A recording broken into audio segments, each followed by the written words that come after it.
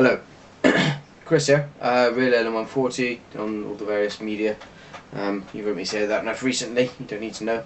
But tell your friends, and some they might tell their friends, and tell one friend and they might tell one friend and they tell two friends, and it all spreads out from there. So share the love if you're watching this. Right, I'm about to drink some more beer. Today's beer is the Caesar Augustus, and it's from the Williams brothers brewery. I think it's up in Scotland as far as I recall. And I've had their Joker IPA before, and this one is billed as a lager / IPA hybrid. So they cold ferment the beer with a lager yeast, and then they lager it, and so they keep it in cold storage for a while. It's quite an interesting concept because I like lager and I like IPA. Which one wouldn't fight? IPA hands down, don't get me wrong, but it's nice to see brewers playing with styles, playing with different yeasts, and there's a local brewery that uses quite a lot of German yeasts in his beers, and you get that similar effect where it's kind of a crossover. So interesting to see what they're doing north of the border, as it were. So let's crack it open. I will be siphoning some of this off for my wife because she's right. She deserves a bit of lager IPA hybrid.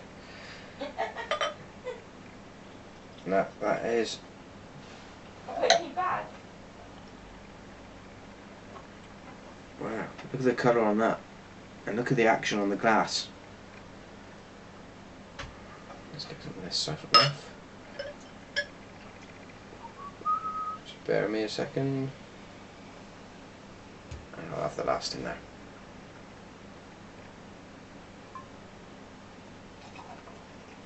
And I'll just give the wife a bit of head there. Okay, so Caesar Augustus Lager IPA Hybrid, 4.1%, microbrew for maximum flavour, lager malts, hops and yeast. There's some stuff in, I don't know what that is. Maybe Gaelic. What is it they talk up in Scotland? The funny language. Scotch.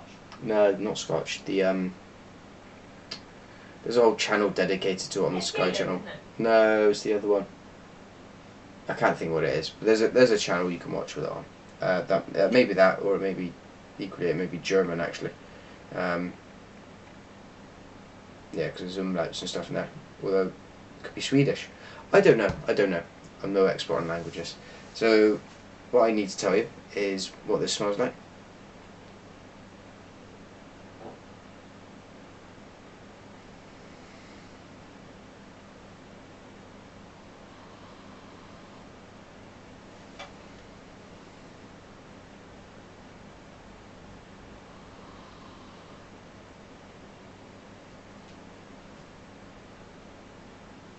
It smells very much like a lager, as you'd expect, I suppose.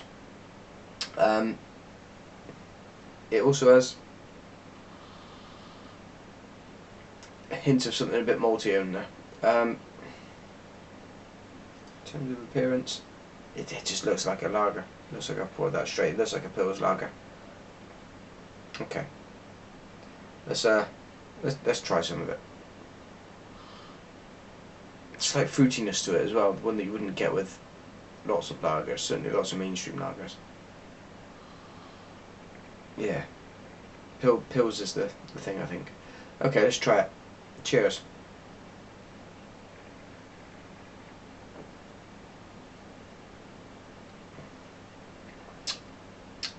So carbonation's quite rough, as you'd expect with a lager. Lots of fizzing going on in your mouth. Pushing its way through. It's quite crisp, and then yeah, crisp like a lager, like a good lager. But yeah, the second mouthfuls confirm that. The fruitiness of probably what I would term to be quite an old-fashioned IPA, your more traditional IPA style beer. brings through a fruitiness of kind of orchard fruits, I think. You know, nothing wild or crazy in there, which isn't entirely unpleasant. I'm not going to lie to you. I'm just going to drop this pot through to the wife for 2 seconds. Unpleasant. Have you got some? No, I didn't say it was unpleasant. Oh, you poured this for me? Yes. Sorry. Oh.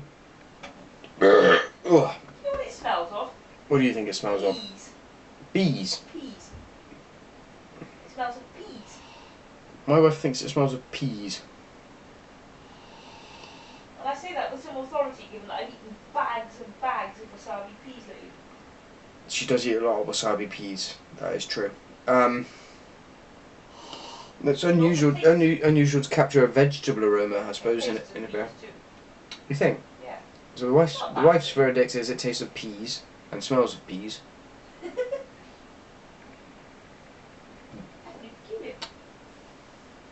There's that. That's what I was kind of getting at, I suppose, with the orchard fruits thing. It's kind of a garden freshness to this one. Yeah. The British garden freshness. There, you've got the cut grass. You've got, but back in all of that, you've got the kind of lagery, malty kind of hit, and not a mainstream lager, but one that's a good quality lager that you want to get into. You say crisp. I said crisp. Very crisp, yeah. Yeah, it's a peculiar balance of. Well, it does what it says on the. I hesitate to use the phrase, but it does what it says on the tin, or the bottle. It's a hybrid. It's a crossover. It's interesting, but I want to drink it every day. No, probably not. But I do like to try new types of beer, and if you're in a pub and you see this, and you feel like giving it a go, get a half in. Get a half in and see if you like it. Because some people I think would absolutely gobble this down, and some people would rather leave it. So get a half, maybe in one of those little dimpled half pint mugs that you used to see on the kind of thing that somebody who was a contestant on Bullseye might drink from, that kind of thing, but smaller. Try one of those. Where would I drink this? For me, it's a bit of an experimental one. So yeah. It's a beer that I try and grab a bit of in the pub if I saw it on cask somewhere. Would I buy it again for the home? Again, I would. Yes, I would drink it again. I don't know if I'd go out and possibly buy it in a bottle. But I might if I wanted to show off to people something a bit different. And certainly for the. This is a beer that I need to go and take to my dad and say, look, Dad, you like lager. Put that Budweiser down, for God's sakes. Give this a go. Try this. It's that crossover thing. And because it looks similar, there's a similar taste. It's rooted in that same thing. This is a great way. I think this would be a brilliant way to start to convert your friends to some of those flavours in beers that you don't get from mainstream lager. So move them away from the Carlin, make them walk away from it, and just excuse me, get them to appreciate some crafted and well crafted beer.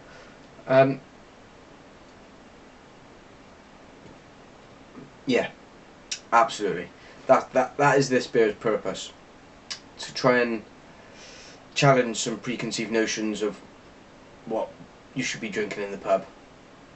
And it will allow you to challenge those notions. People that are hardcore kind of 6 cans of Carlins with their tea kind of drinkers, take them away from it. Yeah, fruitiness is great, and crispness is it's very dry. It's very dry in crispness. It's actually a really good beer. Okay, so a rating. I'm gonna go with an 8. It's good. It's not my favourite, but I do appreciate what's gone into it, and so well done, Williams Brothers. I like the Caesar Augustus. It's just I like some other stuff more, so don't be offended with the 8. Thanks for joining me, and cheers.